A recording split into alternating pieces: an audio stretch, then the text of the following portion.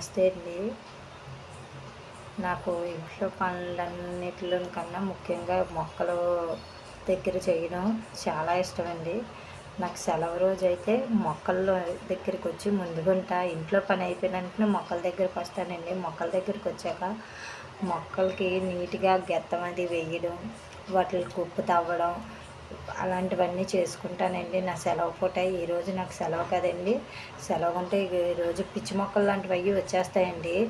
అవి వచ్చేస్తే మళ్ళీ మొక్కలకి బలం తగ్గుతుంది కదండి. అందుకని మొక్కలలోని పిచ్చి మొక్కలన్నిటినీ తీసేయడం, వాటికి కొంచెం గుప్పలాగా తవ్వేసి కొంచెం మట్టి అది వేయడం అలాంటివి నా సెలవు పూట అది చేసుకుంటానండి. ఎందుకంటే దేవుడి పూజగాటికి పువ్వులు ఎంచక్కా పూస్తాయండి. మనం బాగా వీటికి చేస్తేనే కదండి పువ్వులు పూస్తాయి. అందుకు నా సెలవు రోజైతే ఒక గంట 2 గంటల పని మొక్కలకే కేటాయించుకొని చేసుకుంటానండి. నా సెలవు రోజే చేస్తాను. మిగతా రోజులైతే మొక్కల దగ్గరికి రానండి. నాకు ఎక్కువ టైం కుదరదు.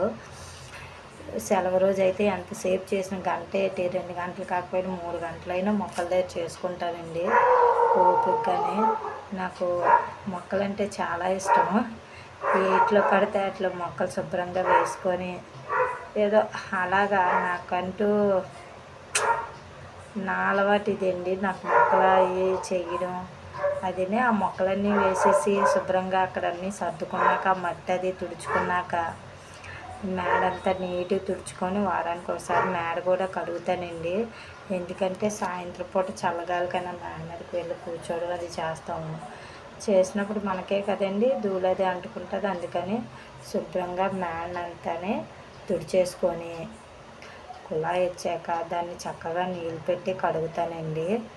ఇప్పుడైతే మొక్కలను అయితే శుభ్రం ఒకదాని తర్వాత అంటే పెద్ద మొక్కలన్నీ వెనక్కి, చిన్న మొక్కలన్నీ ముందుకి పెట్టుకుంటున్నానండి. ఎందుకంటే చిన్న మొక్కలు ముందుకు పెట్టుకుంటే నీళ్ళు వేయటానికి బాగుంటుంది కదండి.